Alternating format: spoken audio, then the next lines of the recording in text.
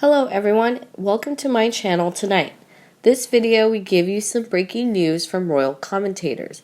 Harry and Meghan were haunted by eye-watering royal bill in post-Megxit life. Today, ITV Royal ROTA podcast host Chris Shipp and Lizzie Robinson spoke about how the fee had haunted Prince Harry and Meghan Markle since their exit from the royal family. Mr. Shipp told listeners, rightly or wrongly, the single biggest item of expenditure in the last year's annual report and accounts from Buckingham Palace and the sovereign grants was £2.4 million. That was spent on the renovation of Frogmore Cottage, which was where Harry and Meghan were living at the time. It was changed by 5 different flats into one house. It needed renovation, a lot of work doing it. The sovereign grant is taxpayers' money, and Shifty Harry can spin it any way he likes, but he isn't entitled to lie. Nor did their debt bother the two grifters, but the bad PR and demands they lose their titles obviously did. Miss Robinson added, but £2.4 million was a figure that has slightly haunted them since they departed. It's referred to as taxpayers' money, but let's be clear, it comes from the sovereign grant. The sovereign grant is the amount of money taken from the share of the profits of the Crown of State. Some of it goes to the UK government, the other is siphoned off to pay for the royal family. She continued, it's used for things like renovating properties like Frogmore and Buckingham Palace. The palace is being renovated for a much higher price than £2.4 million. Nevertheless, the single biggest item of expenditure in this particular report was £2.4 million. Paying back the renovation cost, if indeed Harry and Meghan have, will not stop the demands for removal of their styles or titles. Only after this is done will the British public be truly free of embarrassment Sussex's cause to the Queen, the monarchy, and the country. Mr. Chris Shipp explains, the Queen must decide whether she supports the will of the nation or if she forges that to support the actions of the Sussexes that undermine her with every move they make and every statement they issue. Make no mistake about this, the people feel the Queen has failed them, and those who still have hope consider the monarchy as weak. That's the reason for the hasty Frogmore Cottage repayment, and most will say that it doesn't matter where the funds came from because it was repaid, but it doesn't matter. He added, many see it as a cover-up and a meager attempt to stop the fanning of the flames or increasing discontentment amongst the people, but it has come 2 years too late. The royal aides are on catch-up as they reluctantly accept the damage control in knee of impossible. Next on the list are the Queen's Commonwealth Trust positions and the Sussex titles. Mr. Shipp also attacks Prince Charles. Any attempts to brush this under the carpet are futile, as the people who will voice their disgust at the adherent actions of the duo and their numbers increase daily. It's long past time the titles, position, everything is stripped from Harry and Markle, no matter what Charles wants. He is a weak man if he doesn't choose his obligations to the people and country. Although the Sussexes have set up a new life in America, Frogmore does remain their UK resident and the property of the Crown of State. But according to an expert, Meghan Markle and Prince Harry caught in a tricky situation as they break free from royals. They are caught smack bang in the middle of a tricky situation as they transition from senior royals to working philanthropists based in Hollywood. The Duke and Duchess of Sussex are lacking that one big cause to work on as they break free from the royal family, a PR expert believes. And, he added, they are filling the gap by carrying out volunteer work during which they use their popularity to shine the spotlight on charities they care about.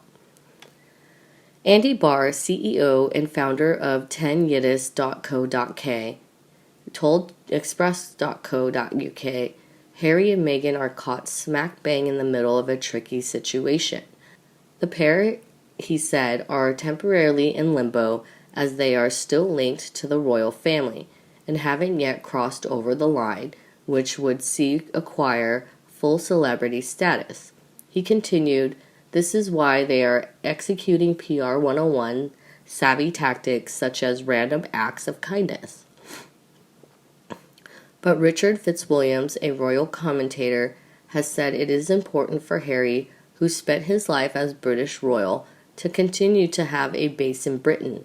He told Express.co.uk, it is important to remember Harry spent his life as a British royal, and particularly for him and for Archie, it's very important to have the base in Britain.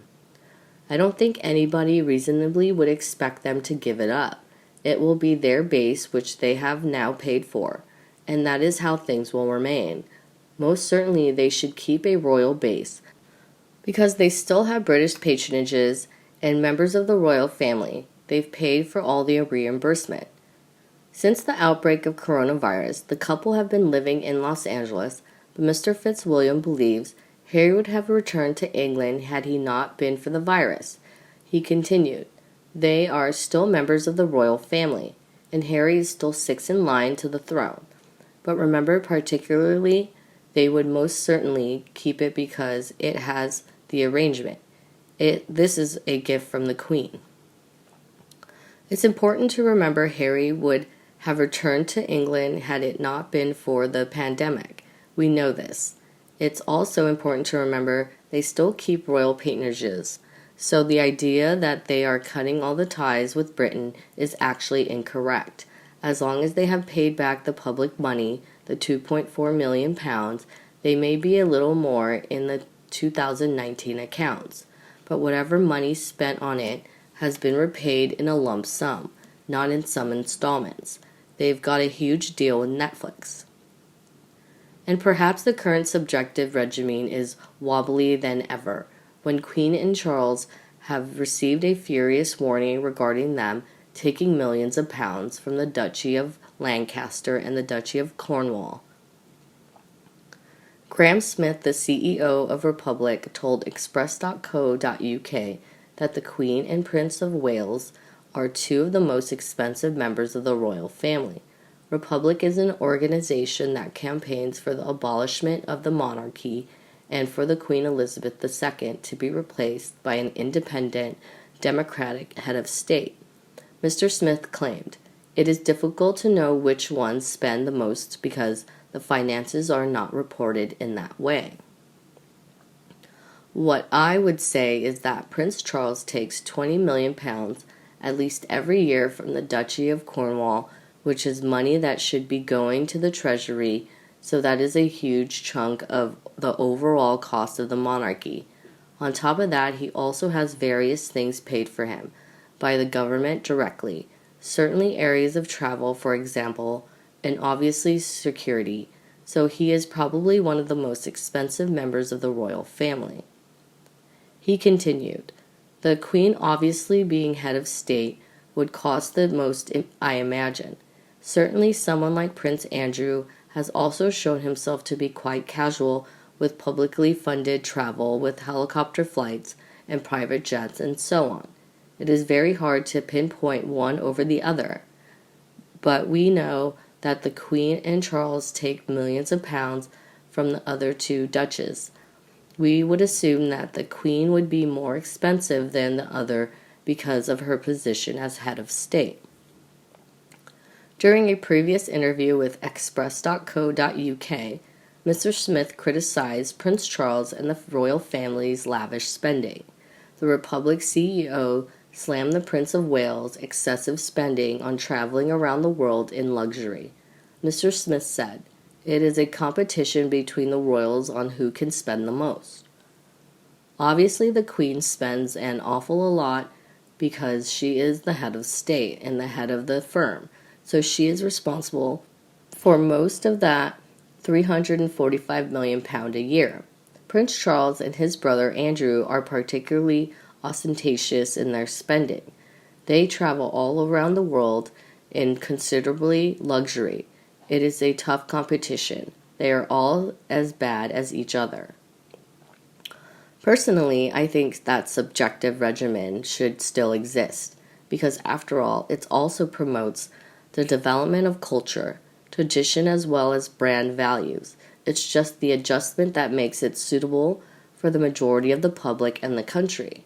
And being criticized is inevitable because we cannot please everyone. Do you agree with my opinion? Please let me know in the comments section and we'll discuss this together.